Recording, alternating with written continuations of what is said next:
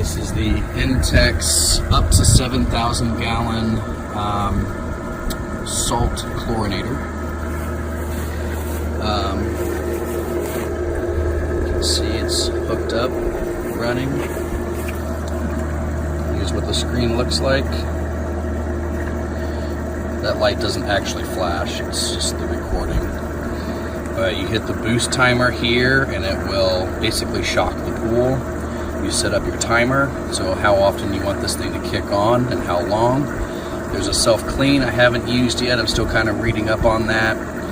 And then the lock and unlock. I'm still trying to figure out. Every now and then you hit the boost button and it doesn't boost, you have to turn it off and back on, but that's probably just me not understanding it. But it does a really great job. I have it hooked up to a 18 foot by 10 foot Intex oval shaped pool. It is running off of an Intex 12-inch sand filter, which I really like. That is new as well. And also in addition this year is the Intex surface skimmer, which works really well. It's starting to rain on me a little bit, but whenever I have this thing hooked up, I get a little bit of bubbles in here. It doesn't get bad. When I unhook it, the bubbles go away. It's nice and solid. The system still sounds the same.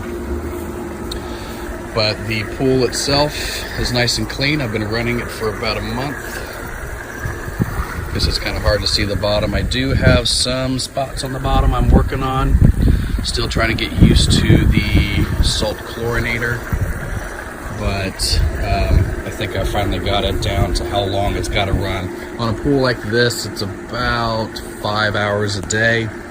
You can time the salt chlorinator with the timing of the pump. Right now the pump's running 24 hours, but like I said, I'm trying to clean up a little bit of green that I've had in there. It grew pretty quickly, but I wasn't salting enough or salt chlorinating enough. It wasn't turned on. When I put the sand in, I put about 40 pounds, which is a little less than what the book said. I read reviews where people said that they had to do water changes because they put in too much salt, so I put in one 40-pound bag for this almost 3,000 gallon pool, and so far the thing has not complained at all about too high or too low of salt. Chlorine's been a little low, so I've been bumping it up, and you can still see a little bit of cleanup that's happening on the bottom. I gotta sweep it again. There's a little bit behind the thing, but for the most part, the pool has cleaned itself up. Done a really good job. So far, I really like this salt chlorinator.